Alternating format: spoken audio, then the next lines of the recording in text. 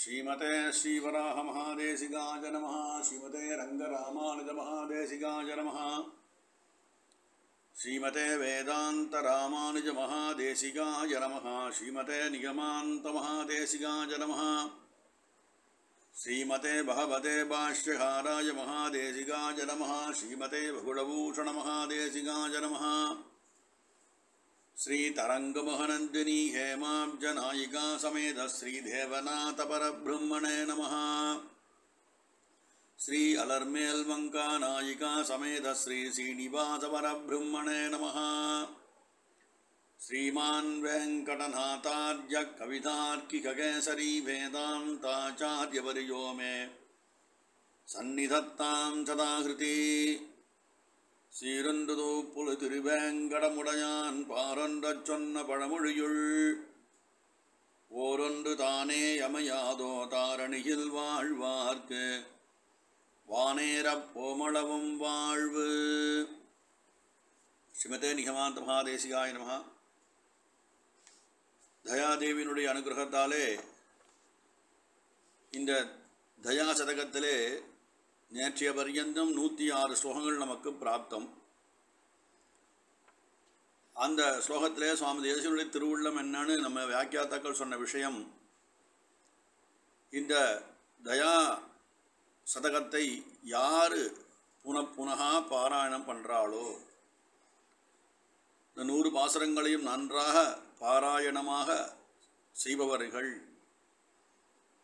அவள் அபேட்சித்த விஷயங்கள் எல்லாத்தையும் பெரிய வள்ளலான கருணாமூர்த்தியான அந்த தயாதேவி திருவேங்கடமலையிலே வீற்றிருக்கக்கூடியதான சீனிவாசனுடைய அந்த தயாதேவி இந்த பாராயணம் பண்றவாளுடைய விரோதிகளெல்லாம் நிரசனம் செய்து சமன் செய்து அடக்கி, ஏ தயாதேவியே உன் சரணெல்லாம் சரணில்லை என்ற ரீதியிலே பிரார்த்தனை பண்ணுறவா நம்மளை மாதிரி அக்கிஞ்சனால் இருக்காளே, அவளுக்கு சகலவிதமான அனுகிரகங்களையும் பண்ணி இவாளெல்லாம் வேறு கதியற்று இருப்பதாலே அக்கிஞ்சனனுக்கு இவாள் தலைவனாயிருக்காள். அதனாலே அக்கிஞ்சனனுக்கு ஒரு ஆதிராஜ்ய பட்டம் கொடுப்பது போலே அக்கிஞ்சன சக்கரவர்த்தி என்ற ரீதியிலே நமக்கெல்லாம் அபிஷேகம் செய்து வைப்பாள் அப்படின்னு இந்த 106வது பாசுரத்திலே சுவாமி தேசிகன் திருவுள்ள பற்றியதாக பெரிய வியாக்கியானம் பண்ணுறார். அடுத்து இன்றைய தின ஸ்லோகமானது 107வது ஸ்லோகம். இதிலே ரொம்ப அற்புதமான விஷயம். இந்த 100 ஸ்லோகமும் எப்படி வந்தது அப்படின்னு சாய்கிறேன். இந்த 107வது ஸ்லோகத்தில் விஸ்வானுகிரகமாதரம் व्यदिक्षजत् स्वर्गापवर्गां सुधा सत्रीचीमिति वेङ्कटेश्वर कविः भक्त्या दयामस्तुत पद्यानामि ययद्वितेय भगवत्सङ्कल्पकल्पद्रुमात् जञ्जामारुतधूत सूतनयतः சாம்பாதிகோய க்ரமஹ கோயம் க்ரமஹ. அற்புதமான ஸ்லோகம், கொஞ்சம் பெரிய விருத்தம் இந்த ஸ்லோகம். 107வது ஸ்லோகம். விஸ்வ அனுகிரக மாதரம், இந்த சகலம் இந்த ஜகத்தில் இருக்கக்கூடிய அனைத்து அனுகிரகங்களையும் அளிக்கின்றதான ஒரு தாயாய் இருக்காள் இந்த தயாதேவி. மாதரம் வெதி ஜஷத் அப்படின்னு சர்வ மோட்சங்களையும் சேர்ப்பிப்பவளமாய் இருக்காள். சா சுதா, அவள் எப்படி இருக்காள்னாக்கா அமிர்தம் போன்றவளமாய் இருக்காள். அதான் சொன்னார் சத்ரீச்சீமிதி, சத்ரீச்சீமிதின்னு சொன்னார். அமிர்தம் போன்றவளாய் இருக்காள், தயாம் தயையாய் இருக்காள். அப்படிப்பட்ட தயை வெங்கடேஸ்வர கவிஹி, இந்த தேசிகனானவன் வெங்கடேஸ்வரன் கவியானவர் பக்தியினாலே இப்படி ஸ்துதி பண்ணுறார். அஸ்துதா ஸ்துதி பண்ணுறார். இங்கே வந்து எப்படின்னா பத்யானாமிக யத் விதேயா ஒரு வரிசை கிரமத்தோட பண்ணுறார். வரிசை கிரமம்னா இதுக்கு அடுத்து இந்த விஷயம், இதுக்கு அடுத்து இந்த விஷயம்னு சொல்லணும். அப்படிதான் ஒரு க்ஷண மாத்திரத்தில் இது நடக்கிறது தேசிகனுக்கு. எப்படின்னா பகவத் சங்கல்ப கல்பத்ருமாத்து, பகவானுடைய சங்கல்பமாகிய கல்பத்ருமம் கற்பக விக்ஷத்தில் இருந்து ஜஞ்சா மாறுத அந்த பெரிய வாடக்காற்று, பெரிய காற்று ஒரு புயல் மாதிரி அடிக்கிறது. அது என்ன பண்ணுறதுன்னா அந்த கல்பக விக்ஷத்திலேருந்து 100 விதமான அந்த பழங்கள், அனுகிரகம் என்ற அந்த தயாசதகம் என்ற பழங்கள் ஒரே நேரத்தில் கீழே வந்து விழறது, உதிர்றதுன்னு சொல்கிறா. இதெல்லாம் எதாவது இருக்கிற பக்தியானாம், பக்தியினாலே பண்ணப்பட்ட ஸ்லோகம். அதனாலே சம்பாதிதகா இது சம்பாதிச்சது அப்படின்னா கிரமகான்னு கடைசியில் பதம் போட்டு முடிக்கிறார் சுவாமி தேசிகன்.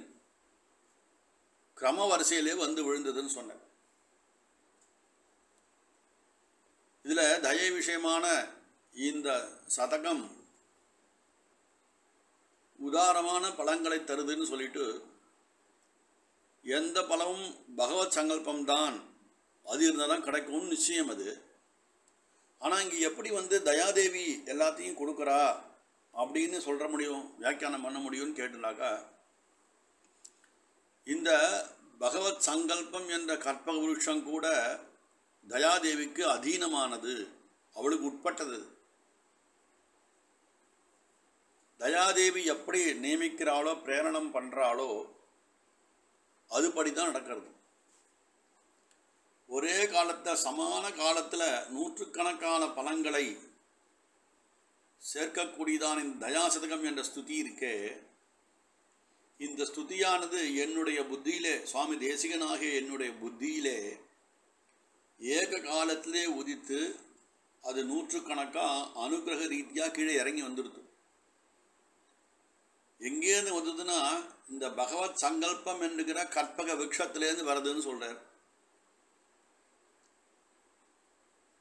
முதல் ஸ்லோகத்தை ஒரு அர்த்தம், 8வது ஸ்லோகத்தை ஒரு அர்த்தம், 10வது ஸ்லோகத்தை ஒரு விதமான அர்த்தம் அப்படின்னு ஒரே விஷயங்களை வேறு வேறு இடத்துல சொல்லாமல் ஒரு வரிசை கிரமத்தோடே சொல்லுகின்றது. அதற்கு காரணம் என்னன்னா இவருடைய பக்தி ஒரு காரணம். பக்தியா தயாமஸ்துதான்னர், பக்தியினாலே பண்ணப்பட்டது இது. அதனாலே ஒன்றன் பின் ஒன்றாக ஒரு ரசனை நம்ம செய்யக்கூடிய ஒரு ரீதியிலே இந்த தயை என்பதான ஒரு பெருங்காற்று ஜஞ்சா மாருத தூத சூத நயதகா அப்படின்னு பதம் போட்டுக்கிற ஸ்லோகத்தில் ஒரு பெருங்காற்று அடித்து பகவத் சங்கல்பம் என்கிற கற்பகுஷத்திலேருந்து இந்த 100 பத்தியங்களும் தேசிகனான என் புத்தியிலே வந்து விழுந்துடுத்து.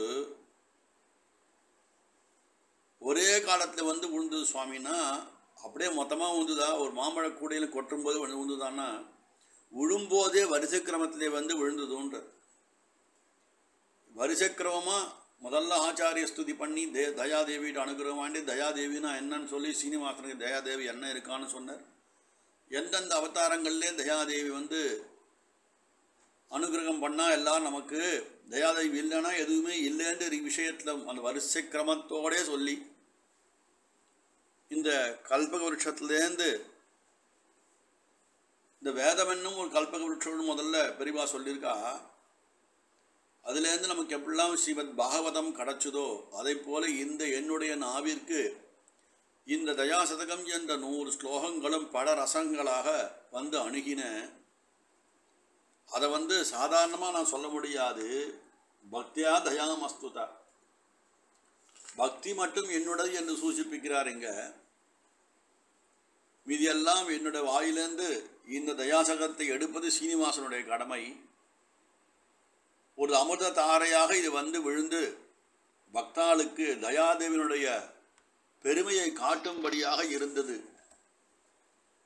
மலை உச்சியிலேருந்து எப்படி அனுகிரகம் பண்ணுறாளோ அந்த ரீதியிலே ஒன்றன் பின் ஒன்றாக வரிசை கிரமத்தோட எல்லா பகவதாளுக்கும் அனுகிரகம் பண்ணுற ரீதியிலே இந்த தயாசதகமானது சாம்பாதி கோயம் கிரமஹா வரிசையாக வந்து விழுந்தது. எப்பேற்பட்ட பெருங்காற்று அது